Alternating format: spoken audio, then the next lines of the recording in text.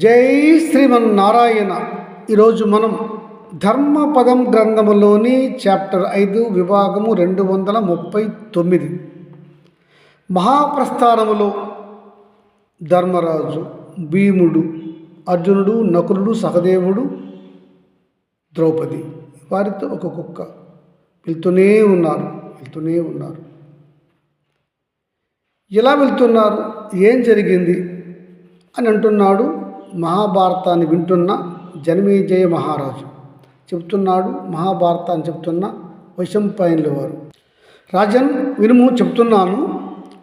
పాండవులు, ద్రౌపది, ఒక కుక్క అలా ప్రయాణం చేస్తూ యోగ దీక్షతో వారు తూర్పుగా ప్రయాణం చేసి తూర్పు సముద్రాన్ని చేరుకున్నారు.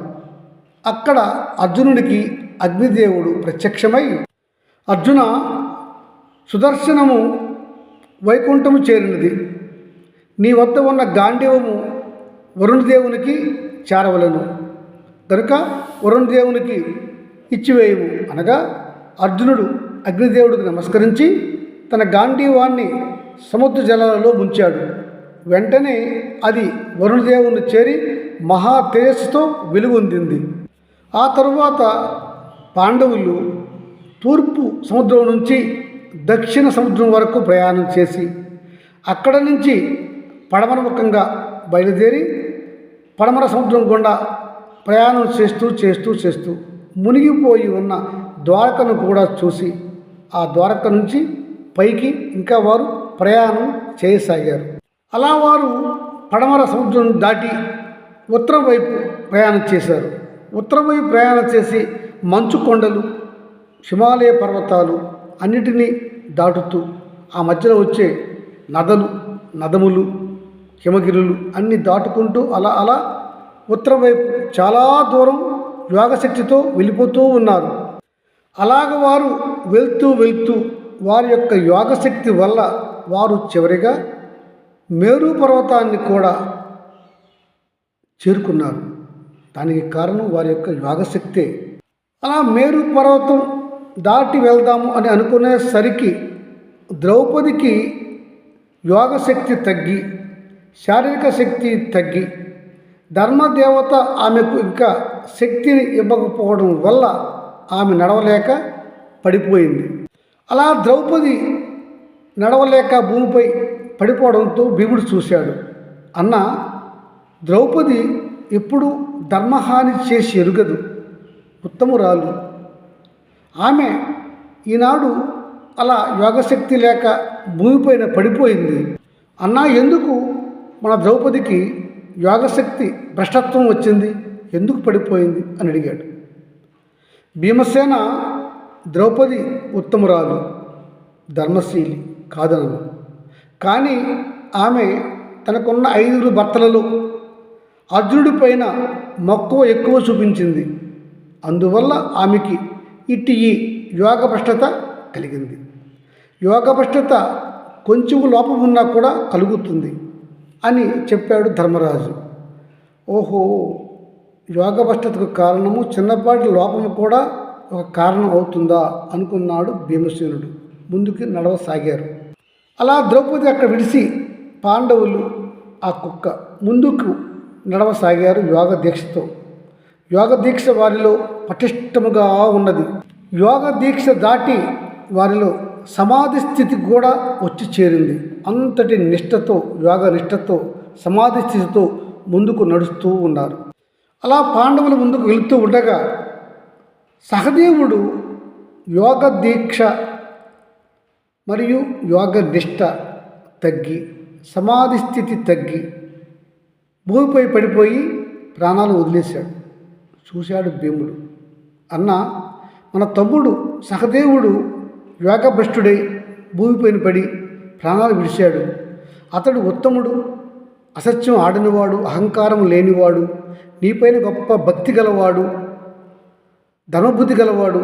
ఎందుకు ఇతనికి ఇలా యోగభ్రష్టత కలిగింది అని అడిగాడు ధర్మరాజును భీమసేనుడు. సోదరా భీమ, ఈతడు ఉత్తముడే, మంచివాడు, ధర్మం తెలిసినవాడు, అహంకారం లేనివాడు. కానీ అతనికి భవిష్య జ్ఞానము బాగుగా తెలుసును, అందువల్ల నాకే కాలజ్ఞానం తెలుసును అనే ఒక అహంకారము మాత్రం ఆయనలో ఉండిపోయింది.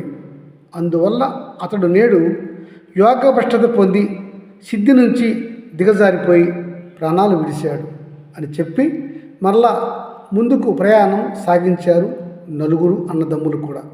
అలా వెళ్తున్న భీముడికి అర్థమైంది, తన చిన్న తమ్ముడు సహదేవుడికి విద్య ఎక్కువగా ఉన్నది, కానీ ఆ విద్య అహంకారం వల్ల అతడు చనిపోయినాడు అనుకున్నాడు. అంటే విద్యాహంకారం కూడా మానవుడి పతనానికి కారణము అని చెప్తున్నారు.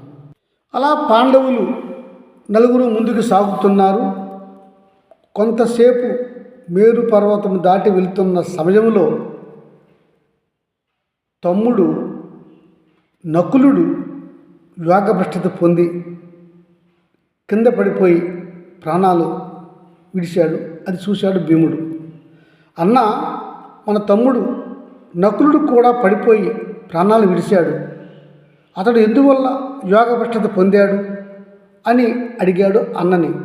అన్న, ఇతడిని చూడు, ఎంత అందగాడు, గుణవంతుడు, ఎంత మంచివాడు, కురువంశంలోనే కాదు ఇంకెక్కడా మనం చూడం, అంత మంచి తమ్ముడు నకులుడు ఈనాడు యోగభ్రష్టత పొంది సిద్ధి నుంచి దిగజారిపోయి పడిపోయి ప్రాణాలు పోగొట్టుకున్నాడు, ఏమి కారణం అని బాధపడుతూ అడిగాడు భీముడు. భీమసేన, నకులుడు నిజంగా ఉత్తముడే, ధార్మికుడే, అనుమానమే లేదు. కాకపోతే అతని యోగసిద్ధి యోగత్వ బలము ఉన్నది, కానీ అది ఇప్పుడుతో అయిపోయింది. కారణం, అతడు గొప్ప అందగాడు, నేనే విశ్వ అందగాడిని, సొగసగాడుని అనే అహంకారము అతనిలో ఉండింది. అందువల్ల అహంకార అధర్మము ధర్మానికి హాని చేసింది. అందువల్లే అతడి యొక్క యోగశక్తి సిద్ధి భ్రష్టమై అతడు పడిపోయాడు, చనిపోయాడు అని చెప్పి ధర్మరాజు ముందుకి సాగుతున్నాడు. అది ఉన్నటువంటి భీముడు అనుకుంటున్నాడు, ధర్మములో యోగభ్రష్టత్వములో ఒక మనిషి తాను అందంగా ఉన్నాను అని మురిసిపోవడం, చెప్పుకోవడం కూడా ధర్మలోపమే అని తెలుసుకున్నాడు ధర్మరాజు. ధర్మరాజు తమ్ముడు భీముడు. ముందుకి అందరూ సాగుతున్నారు. అలా యోగ దీక్షతో సిద్ధి పొంది పాండవులలో మిగిలి ఉన్నటువంటి ధర్మరాజు, భీముడు, అర్జునుడు అలా ముందుకు సాగుతున్నారు. అలా సాగుతూ ఉండగా కొంతసేపటికి ధర్మ నిష్ఠ తగ్గి, యోగనిష్ఠ తగ్గి, సిద్ధి తగ్గి అర్జునుడు భూమిపై పడి ప్రాణాలు విడిచాడు. ఆ విడిచే ముందు అతడు ద్రౌపది చనిపోయింది, తమ్ముళ్ళు చనిపోయారు అని బాధ పడుతూ భూమిపై పడిపోయాడు. పడిపోయి వెంటనే ప్రాణాలు విడిచాడు అర్జునుడు. చూశాడు భీముడు, అన్న, మన సోదరుడు అర్జునుడు పరమ ధర్మమూర్తి, అసత్యం ఆడనివాడు, ఎవరితో కూడా స్నేహంతో ఉండేవాడు, శ్రీకృష్ణ పరమాత్ముడికి బహిర్ప్రాణము, ధర్మము తెలిసినవాడు, అతత్తాన పరాయణుడు, మహావీరుడు. అతడు కూడా నేడు ధర్మభ్రష్టత పొంది పడిపోయినాడు, ప్రాణాలు కూడా విడిచిపెట్టాడు. అతనికి ఎందుకు యోగభ్రష్టత కలిగింది, ఎందుకు అతడు సిద్ధి నుంచి బయటపడిపోయినాడు, దిగజారాడు, నాకు అర్థం కావట్లేదు, చెప్పు అన్న అని అడిగాడు ధర్మరాజుని భీముడు. చెప్తున్నాడు ధర్మరాజు, సోదరా భీమ, అర్జునుడు అతత్రార పరాయణుడు, త్రైలోక్య వీరుడు, గొప్ప ధర్మము తెలిసినవాడు, శ్రీకృష్ణ పరమాత్ముడికి అత్యంత ఆప్తుడు, ప్రాణమిత్రుడు. అన్నీ వాస్తవములే. కానీ అర్జునుడికి ఒక ధర్మలోపము వచ్చి చేరింది. కౌరవులను అందరినీ కూడా నేను కురుక్షేత్ర యుద్ధంలో ఒక్క రోజులో సంహరించేస్తాను అని ప్రతిజ్ఞ చేశాడు. కానీ అలా ఒక్క రోజులో అందరినీ సంహరించలేకపోయాడు. ఆ అసత్యము చుట్టుకొని నేటికి అతనికి పతనానికి కారణమైంది. రెండవ విషయం ఏమిటంటే, అతడు గొప్ప ధనుర్ధారి. ఈ విశ్వంలో ఉన్నవారు ధనుర్ధారులందరినీ కూడా నేనే మేటి అని ఇతర ధనుర్ధారులను అవమానంగా మాట్లాడడం అర్జునుడికి అలవాటు. అందువల్ల ఇతరులను కూడా తక్కువ చేసి మాట్లాడడం కూడా అధర్మమే. అందువల్ల ఇతడికి ఆ అధర్మము నేటికి ఫలించి యోగభ్రష్టత వచ్చింది. అందుకే సిద్ధి నుంచి దిగజారిపోయి పడిపోయి ప్రాణాలు వదులుకున్నాడు అని చెప్పాడు ధర్మరాజు. అప్పుడు అర్థమైంది భీముడికి, ఎవరికి కూడా హాని చేయని అసత్యాలు చెప్పడం కూడా ధర్మభ్రష్టతకు కొంత కారణమే అవుతుంది. ఒక ప్రతిజ్ఞ చేసి నెరవేర్చుకోకపోయినా కూడా ధర్మభ్రష్టత వస్తుంది, యోగభ్రష్టత వస్తుంది అని అర్థమైంది భీముడికి. ఇంకలా భీమసేనుడు ధర్మరాజు వెనక నడుస్తూనే ముందుకు వెళ్తూనే ఉన్నారు. అలా ధర్మరాజు ప్రక్కన కుక్క, ఆ వెనుక భీమసేనుడు ముందుకి యోగ దీక్షతో నడుస్తూనే ఉన్నారు.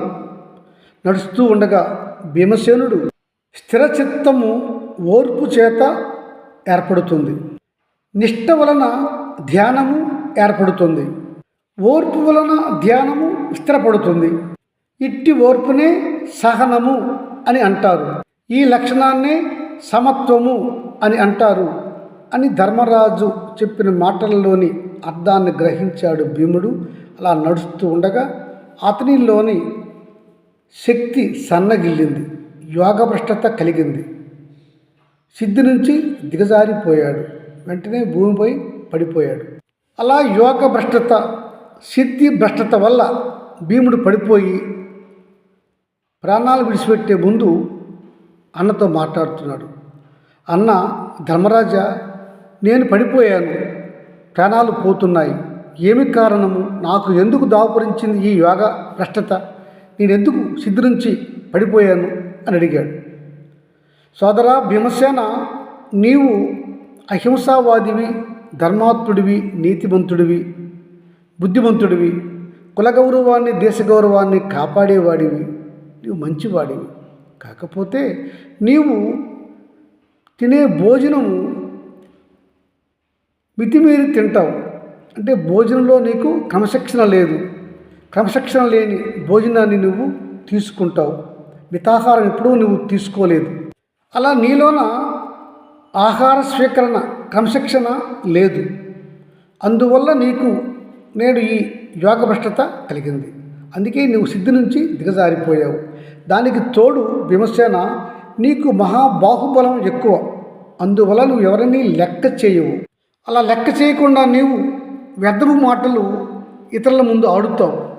అది కూడా నీ యోగ భ్రష్టతకు ఒక కారణం అని చెప్పేసరికి భీమసేనుడు భూమిపైన పూర్తిగా ఒరిగిపోయి ప్రాణాలు విడిచిపెట్టాడు.